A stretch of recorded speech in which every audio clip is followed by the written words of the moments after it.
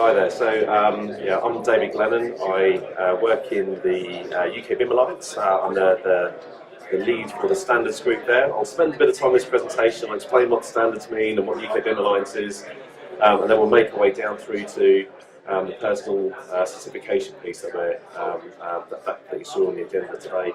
I'll also explain a bit about Arcadis. Has anyone heard of Arcadis? Okay, a couple of nods. That's good. So we're a consultancy, a lot of design engineering.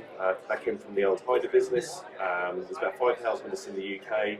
And cost commercial management, project management, program management, risk management. That came from the old EC Harris business, as well as a traditional management consultancy arm.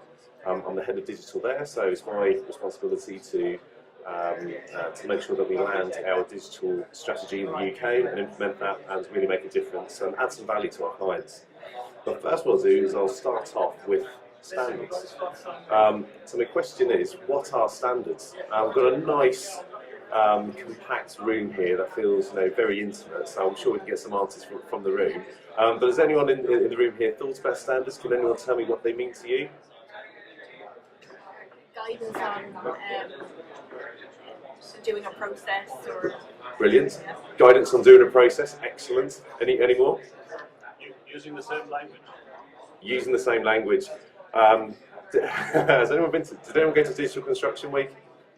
Okay, good, because use the same language, you've hit it for me. There's a real theme in that, and we'll spend a couple of minutes exploring it. So what are standards? I'll take you through a couple of definitions that I found online. We'll just explore those briefly. So this is, I'll let you read that.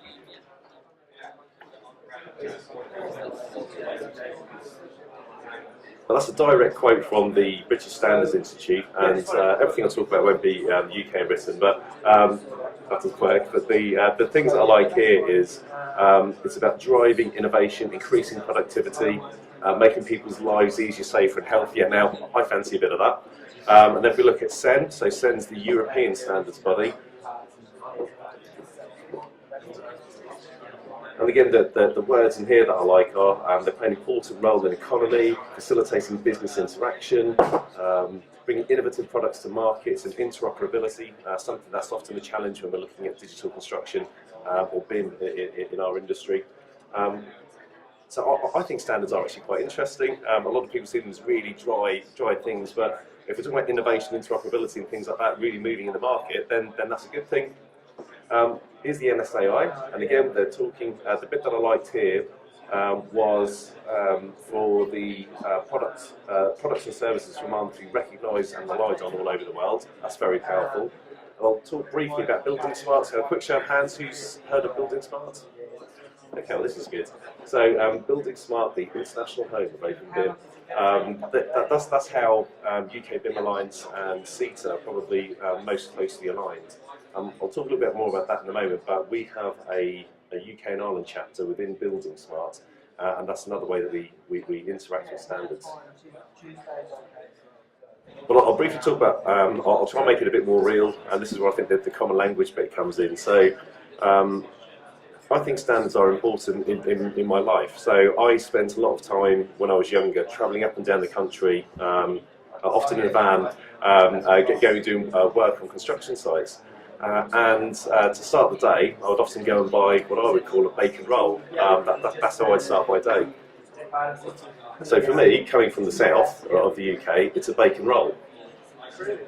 I spent 5 years up in Manchester and found out that when I went to a shop or a cafe to order a bacon roll, they'd look at me with confusion. The correct name is a barm cake or a barm. And I'd never heard of that before. I've certainly ordered a bacon bap. I've had a bacon bun as well. Has anyone heard of a scuffler? An oven bottom? Okay, and or a stotty? No, okay. A stotty at the back. Well done. We did meet someone a couple of weeks ago that had heard of a. Oh no, they had an oven bottom before.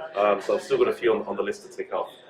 So whilst I'm making a joke about the difficulty in procuring a bacon roll, I think standards are important because they do create that common language.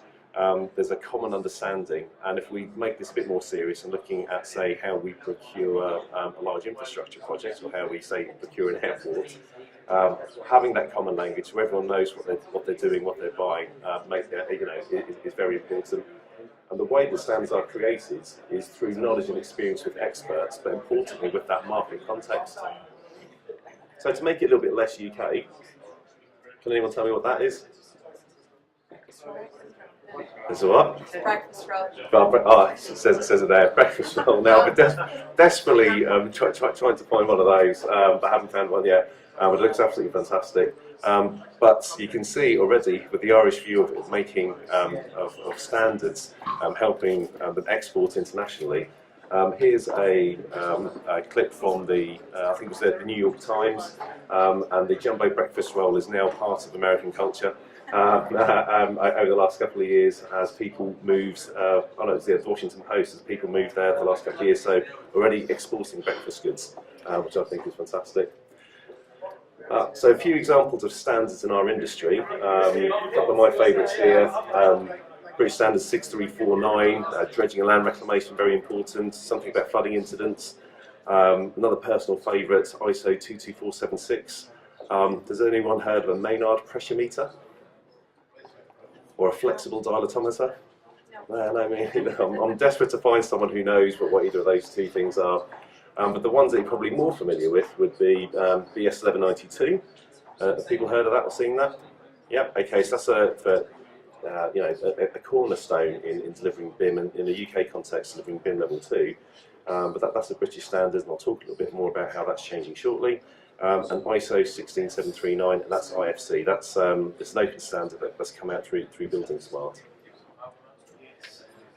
So buildingSMART, they create and assist with the adoption of standards. The beauty of buildingSMART is that it's an open organisation. They're neutral, so they're not funded by anything that will then sort of shift them in a particular direction. So they really are aiming to improve everything for everyone, and they work internationally. So they have 3 core programs. One's around standards, so for formal and rigorous standards development. They do liaison with the ISO bodies and regional national bodies, liaison with OGC, and they're open, or their standards are generally open to all. Certification, which we'll go on to in a moment, but certification for software, people and companies. They develop testing programs and compliance training and testing. And then the third one there, the chapters. They've got that chapter outreach and coordination and chapter building, and chapters is where they get their membership from. So the buildingSMART chapter for us is UK and Ireland. So we come together. We've been working with buildingSMART. Has anyone been involved with any UK and Ireland's chapter work with buildingSMART? Okay, very good. It's going through a bit of a transformation at the moment. UK BIM Alliance, we merged with the buildingSMART UK and Ireland chapter, and the reason for doing that is we can see there's a number of shared goals. We're trying to do a lot of things, and if we came together we'd probably get a lot more traction. We're also able to create that bridge then between the standards community and industry community. I think there was a feeling that a lot of the standards weren't really backed on market, so they weren't necessarily attacking things that were really relevant to getting stuff delivered. And the work that we're doing in Ireland is through CitA. So CitA is how we engage with Ireland, and so we work closely with Alan Hall. We come together, and we're trying to sort of make sure that we're getting the most out of this chapter membership. Because, in my opinion, I think we could get more from that. I'll speak a little bit about UK BIM Alliance. So the group was created to fill a gap when the BIM task group was disbanded. It's a group of sort of generally volunteers that are coming together with an aim to make BIM level 2 business as usual. There's a number of things there. So again, it actually sounds similar to buildingSMART, but trusted independent leadership, mobilising the community. The bit that I probably get most excited about is enabling practical implementation, and again, creating that common understanding. And when I'm talking about getting things working as BAU, I'm sure many people have seen this curve before. There's a feeling that we're somewhere around here. In our BIM adoption, certainly in the UK, we've got a number of early adopters that are using BIM. but we've still got this jump to make. It's a leap of faith for many till we get to that early majority and that late majority, which is when we hit the tipping point and we really start to see BIM Level 2 becoming business as usual. Excuse me. So that's really the role of UK BIM Alliance, where we remain independent through funding through patrons. So here's an example of the types of companies that invest time and money to help UK BIM Alliance. So from an Arcadis perspective, we believe that making BIM Level 2 business as usual is important, so there's something that we want to invest in, and it's the same with many of these companies here. It's a good mix here. We've got consultants, contractors, and manufacturers, people who create products, some technology groups as well. The way that we communicate, so we have it's two sides to the challenge. So on the left-hand side we have the BIM regions. This is a way for UK BIM Alliance to understand what's going on in different parts of the country, and a way to make it easier to hold events so people can get involved and understand what the messages are. So I know we have the BIM region of Northern Ireland. I know there's a few people from Northern Ireland here. Has anyone been to any of those sessions? No, not yet. Or anyone to what's the other one? I think it's Gibraltar or something like that up there as well. No one's been to the Gibraltar one. But also we see CitA as being part of that. CitA is one of our sort of big communities, and so hence sort of joining up to do events such as this. So that sort of looks at the regions, and on this side we have the BIM 4s, and this is more around finding specialist interest groups or groups of people based around market. And that's where we're getting that market feedback, and understanding what asset owners are asking for, or particular segments of industry are asking for. We're really trying to invigorate those so that we can really hit the right projects in within that standards group. You also see there's the technology group, and we have a number of technology companies that are part of UK BIM Alliance. And I think it's important. So there's a good, they provide a link. But we're working with them to help solve some of those issues around interoperability, creating open BIM standards, and they're often being an advisor for us from a technology perspective. Some examples of the projects that have recently come through. If you go over to the stand halfway down the corridor there, the two most recent one's going digital, and the second one's around product data, both launched probably last month. There's some hard copies there to have a look at, but they're all on the website. They've been received really well. I particularly like the one on the left with my Arcadis hat on, so that's a document I can go to a client with and have a conversation with them about what technology and data can mean for them. So these are real, real guys that are useful to you when you're going out to go win some work. The product data piece is a state of the nation with a view to what the future is going to look like with regards to product data.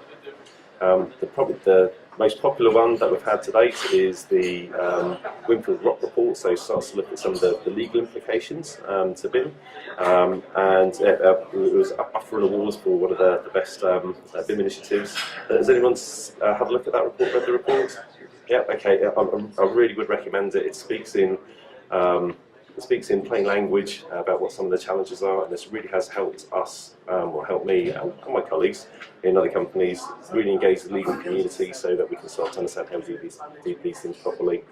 Particularly like the construction plain language pledge, so trying to remove a lot of the acronyms and the sort of expert language that we're hearing. And also the early ones, which is around security and guidance. And again, there's a couple of links there, but my suggestion would be go to the UK BIM Alliance website. All these resources are there for you to go and use. So there's a lot going on in the standards world at the moment. Not only are we seeing creation of standards in construction and smart cities and the Internet of Things, but there's also the coordination between those, which we're also seeing in market. So we've got demands from clients asking how we bring these things together to help them manage their assets.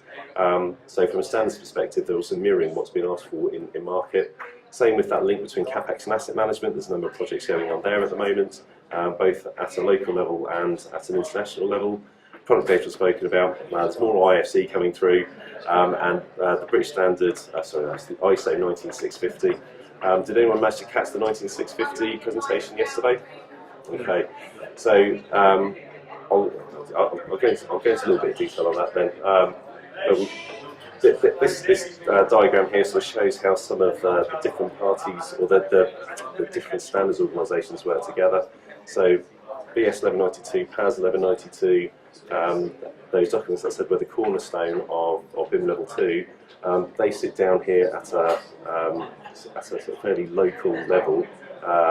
They're at the certainly from a UK perspective. There's a lot of work that's been going on internationally to use or to reuse some of the good work that's gone there, and making sure that it's not UK specific and it can be used internationally. The benefit, well, there's lots of benefits for that, but it's also to allow us to work a lot easier with other countries and export the work that we do, which is good, and also help us drive the technology providers as well. A brief timeline, then a brief history. So way on the left-hand side, you'll see the British Standards 1192 came out in 2007, and that was their sort of cornerstone for how we manage information. And again, I appreciate this is a very UK perspective, but we had the Level 2 BIM mandate. You see there up on the top side the formation of the BIM task group. That's what drove a lot of the work that we see down here with PAS 1192 Part 2, 3, 4, 5, government soft landings. Again, there was a presentation on this yesterday. If you want to go get some more information on it, you can go read all about it. This slide's from British BSI, but yeah, this is available. And there's a chap I spoke to yesterday who has all this information from a UK perspective, from an Ireland perspective, and that was Joseph Mady from Digital Construction Technologies Group. So it'd be well worth having a chat with him, because he's looking at it from the NSAI perspective. As we're moving into BIM Level 2 becoming business as usual, over the next 6 months, we're going to be moving away from the British standard to this ISO standards. That's important for us because it's going to sort of change how we deliver projects. It's not wildly different to how we're doing it at the moment, but I think there's a real opportunity to reboot what you're doing in your organisation, but also it's an opportunity to go towards the clients in a different way about new ways of working, so possibly generate some more work. But I'll let you read that timeline in your own time. Another example of a project that we have within UK BIM Alliance is Infrared, where this is being delivered for infrastructure owners to drive better procurement. Again, creating that common language and looking for people to join us from a buildingSMART UK and Ireland perspective, work out how we do that for our infrastructure owners. Currently got the steering group together and working out the delivery framework for that. Finally, get onto the individual qualification piece. So you've seen that the context as to how we got to where we are now. This is an opportunity that's come through from buildingSMART International. It's an opportunity for individuals to get a qualification in Open BIM. As it's being run internationally, we have 5 modules that have already been created, and the work that we have now is to create the UK and Ireland module to make sure that it's specific for our markets. The UK BIM Alliance through and with CitA, we're working together on creating that 6th module at the moment. So we've signed up to it. We're going through the initiation phase at the moment, which is creating governance. It's highly interesting. Probably the more interesting bit is around planning. So we're working out the financial implications for creating this module, and then how we fund it going forward, and the time it's going to take us to get there. So I think it is a very exciting opportunity, and I'm expecting to see this come through in Q2 next year. So just after Easter is when we're aiming to have this available. So it's well worth keeping close to CitA, I'd say, and find out when this is coming, because again, I think it's an opportunity for you to differentiate in your market by having people with that Open BIM qualification. And my final one, the final slide is asking to make a difference. So from a UK BIM Alliance perspective, there's a regular newsletter that goes out every month, and that's a good way to find out what's going on. At the moment, that's also the way that we're communicating what's going on from a buildingSMART UK and Ireland perspective. So you'll also pick up some relevant information there. Should also actually make sure that CitA will send the same information out, so I'll take a note of that in a moment. And there's a Slack group that you can join if you want to be part of the conversation. So again, we're seeing some really great conversation going on in there. It's a chance to influence what's going on, but also ask questions and learn. opportunity to get involved with contributing to a number of projects, and I'd really encourage you to A, get involved to make the projects work, but also bring that market and industry perspective. And it'd be very worrying if we create some standards, some guidance, and it doesn't align to market, because it won't have any value. And again, I would encourage you to get involved, because you'll learn about those future developments. And the opportunity for you is to work out how that's going to impact you, your role in your organisation. And this is free to get involved with. Why wouldn't you? So I've just hit me time there, Ralph. I don't know, do we have time for questions? We do, yeah. Yep. So if you have any questions, now's the moment. Just a quick question. You mentioned infra care and study into development of standards for infrastructure projects. With regard to IFC 5, when is that likely to be issued? Okay, so the question was around infra and specifically around IFC 5. I can't remember the detail. This came through yesterday, Pam. Someone asked this yesterday, and I can't remember. So, Pam. It was actually me who asked. Was it? Sorry. It's a plan for 2020. The answer. So, plan for 2020. And is that being paid tested at the moment? Thank you. So, answer that. That's handy. Thanks. Pat Coleman is my name. Any particular challenges that you see from a standardization perspective in relation to off-site prefabrication manufacturing, in terms of, do you see any specific challenges in terms of putting that standardization framework there? Yeah, so thanks, Pat. So the question is around challenges for standardisation in prefab and modular. I think there's huge opportunity in there, because I can only talk about how I'm experiencing it. I haven't been involved from a standards perspective, but the companies that I'm working in that space are using very similar tools and techniques and ways of working. So I think they're probably already using some industry, well, not industry standards, but some standards themselves. There's an opportunity to raise that up and make it, NSAI, British standards, CEN, ISO.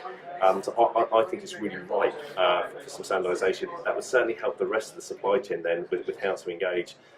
With regards to particular challenges, though, I suppose just it's been around for a long time, I know, but you can see there's a real acceleration going on at the moment. So I think a lot of that's, we're still seeing some immaturity and growth in that space. I suppose that's probably what the challenge is going to be. The standards can go and help that. So I think it's just a really positive space there. Standards. Would you agree, Pat? Yeah, I would. Yeah, very, very much so. Right. Yeah.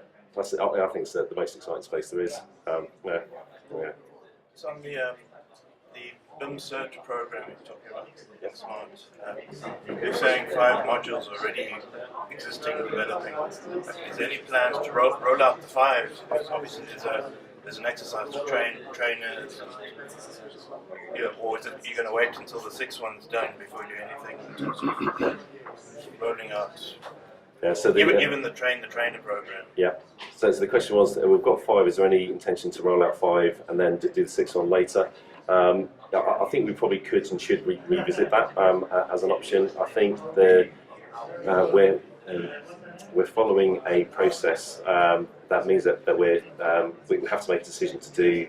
We should be doing all 6 at the same time. So developing that local content and then doing it as one. I think we're going to challenge that again, because I think there's some validity in getting stuff moving, and then we just top up that extra little bit at the end. At the moment, currently, no, there's not. The process is that we're going to create that 6th module and then bring it out as a package. The 5 modules have been created. I think it was the Germany chapter, and there's a couple of really passionate people in there that have worked with other chapters internationally to create those first 5 modules, but they're all based off the principles of Open BIM.